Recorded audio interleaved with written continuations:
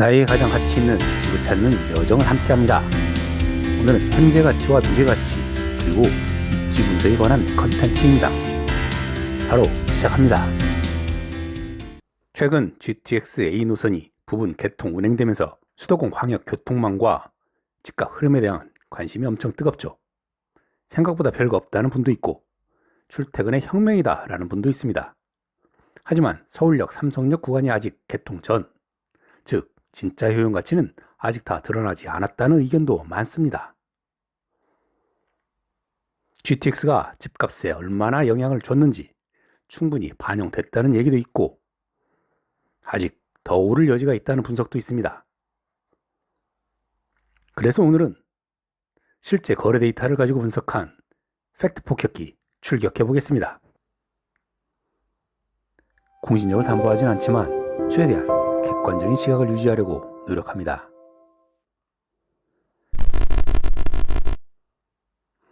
GTX A 노선 현황부터 빠르게 정리해 볼게요. 동탄 수서 구간 24년 3월 말 개통, 구성역 24년 6월 운영 시작, 운정 서울역 간 24년 말 개통, 즉 절반 정도의 효능을 현재 발휘하고 있습니다. 이후 일정은 이렇게 이어집니다. 26년 6월 서울역 수서역 구간 개통, 28년 4월 삼성역 개통, 30년 12월 고양 창릉역 개통, 이후 검토 중인 평택 지제역까지 연결이 되면 서울 강남과 수도권 동남부 서북부가 실질적으로 30분 생활권으로 묶이게 되겠죠.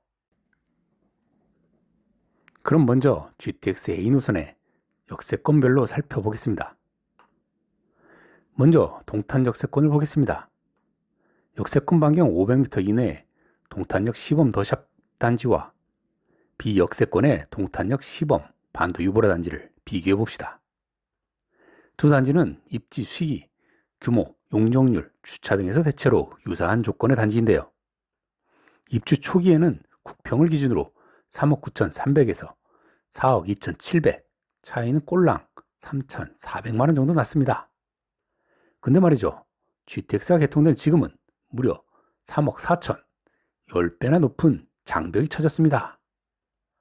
비역세권과 역세권의 격차가 108.7%에서 135.6%까지 벌어졌습니다. 단순 교통혁명이 아니라 자산의 격차를 만들어낸 것입니다. 다음 역세권도 알아봅시다. 용인의 구성역세권입니다.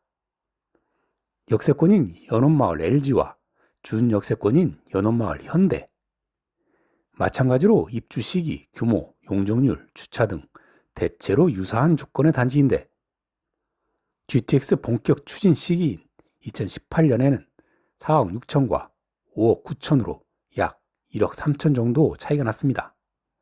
지금은 8억 7천과 6억 3천으로 격차가 1억 3천에서 2억 4천으로 2배 가까이 벌어졌습니다.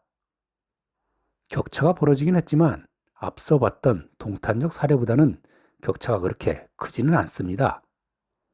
기존의 분당선을 편하게 쓰던 동네라 GTX 버퍼가 덜했거든요. 왜? 이미 다닐만 했으니까. 하지만 여기 구성역의 서측 GTX 역세권인 보정 2편화상 1차 단지와 준 역세권인 성호 샤인 힐스 단지를 비교해보면 얘기가 조금 다릅니다. 분당선 접근도 헬이었던 곳이에요. GTX가 공사 중이던 18년 샤인 힐스 43평이 7억 3천, 2편화상 48평이 7억 5천으로 2천만 원 정도 차이였는데 지금은 3억 가까이 격차를 벌렸습니다. 교통이 불편했던 곳이야말로 GTX가 만들어낸 진짜 금맥이었던 거죠. 자, 이제 또 다른 정차역, 여기 흥미로운 변화가 있었는데요. 바로 일산 킨텍스 역세권입니다.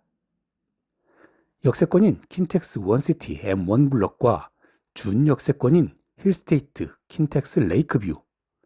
마찬가지로 입주 시기, 규모, 용적률, 주차 등은 대체로 유사한 조건의 단지인데 입주 초기 국평을 기준으로 108% 격차에서 지금은 125%까지 벌어졌습니다. 수도권 북서부의 교통 개선 효용성이 반영된 결과를 알 수 있겠습니다. 이제 A 노선의 종착역에 도착했습니다. 파주 운정역세권입니다. 운정역세권인 운정 힐스테이트 운정이 높았었는데요. 지금은 역세권인 푸르지오가 역전한 상황입니다.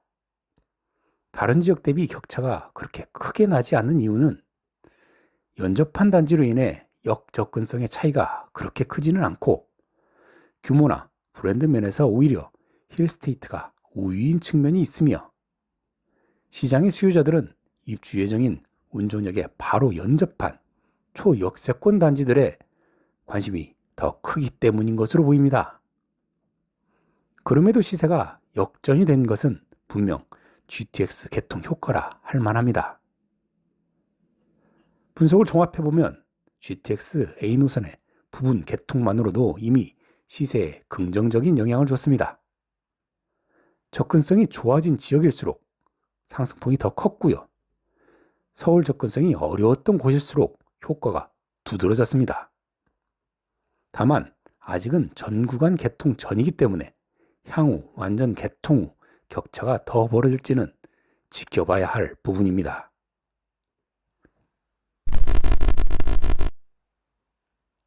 그럼 이제 우리는 A 노선 외에 다른 노선에 관심을 가질 필요가 있습니다. 여러 노선이 추진 중이지만 그래도 가능성 있게 진척을 보이는 노선은 B 노선과 C 노선이 있습니다. 두 노선이 비슷한 시기에 추진이 시작이 되었는데요. 먼저 A 노선과 같이 강남을 통과하는 C 노선을 살펴보면 경원선, 과천선, 안산선, 경부선 등과 선로를 공유해서 건설될 예정이고 창동역에서 정부 과천 청사역까지만 신설되어 운행할 계획이기 때문에 추진 속도가 상대적으로 빠를 것으로 기대를 했고요. 2024년 초 국토부 발표로 곧 착공이 될 것으로 전망했죠. 하지만 현재는 공사비 갈등 등으로 그 해법을 찾지 못한 채 기약 없이 지연되고 있는 상황입니다. 반면에 B 노선은 상황이 한결 나은 편입니다. 보도에 따르면 C 노선의 시공사인 현대건설은 공사비 증액 협상에 집중하며 착공을 미룬 반면에 B 노선 시공사인 대우건설은 재정사업과 민자사업을 섞는 방식으로 고비용 구간 부담을 줄여서 일정이 지연되는 것을 피하고 8월 민자 공사 구간부터 실착공에 돌입했습니다.